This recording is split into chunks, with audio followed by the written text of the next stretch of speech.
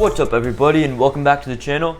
And yeah, in this video I've got a truck that, well, I think you guys are gonna like. The completion of this right here, I've basically built every single generation of Dodge truck.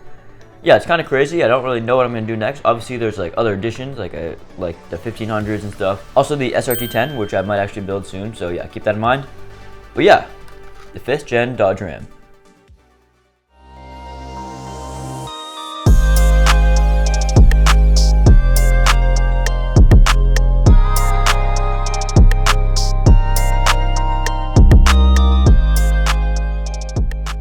Probably my most luxurious and largest truck yet. It's basically a 5th gen Dodge, and it's a mega cab short bed dually. Yeah, in real life this truck would also be extremely luxurious, upwards of $100,000, which is absolutely insane honestly for a pickup truck and with markup and everything.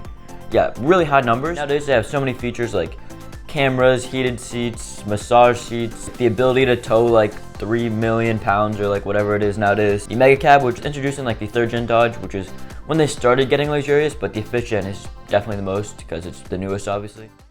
You may be noticing that it is a bit similar to my 4th gen, which actually was much more similar at first.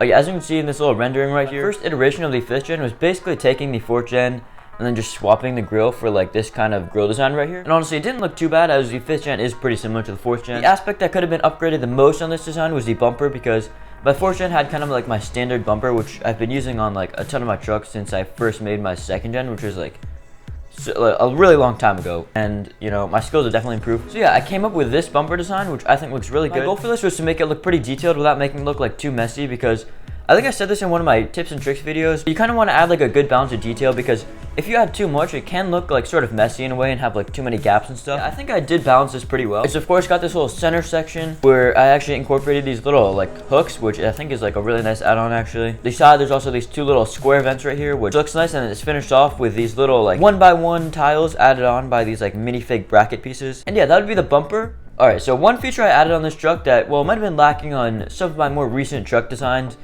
is, yeah, an opening hood. A lot of my older trucks I've been able to add opening hoods because, well, you know, the front end designs were way simpler, to be honest, and because of that there's a ton of room in the inside to make an engine and to add a hinge for an opening hood. With that being said, this one is not very simple, but I still actually managed to add an opening hood with, of course, a 6.7 Cummins turbo diesel in there. The ones nowadays are pushing close to 1,000 foot-pounds of torque, which is pretty crazy, as literally 20 years ago the engines were rated for less than half of that. Yeah, basically it's got this little vent on the side, also this red turbo on the side, which is probably my favorite part of this engine, as definitely adds a nice patch of detail.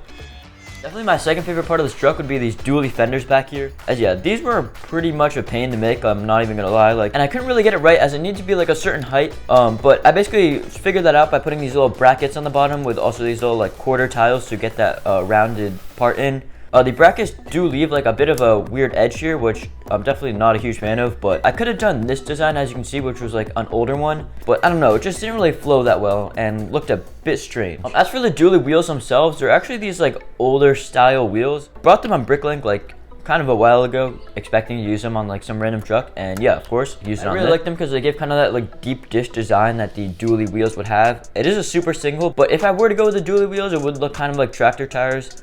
Or actually, you could go with the dually wheels I use on my F350 mod. Actually, I think that would fit pretty well. I just haven't tested it yet. On the inside, well, I usually don't actually add interiors to my trucks, but on this one, well, there's a slight exception because it's a mega cab and there's so much room.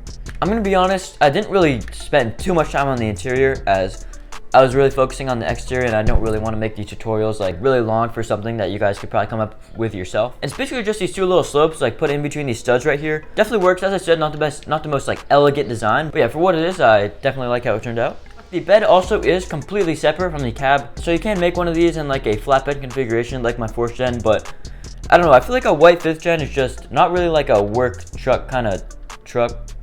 Alright, that didn't really make that much sense, but yeah, doesn't really remind me of a work truck, if you know what I mean. So I made it just a regular bed. And yeah, everybody, that's honestly all I have to say for this 5th gen Ram 3500 mega cab dually. Yeah, sorry, that took me kind of a while to say, but yeah, anyways, with that said, let's move on to the build tutorial.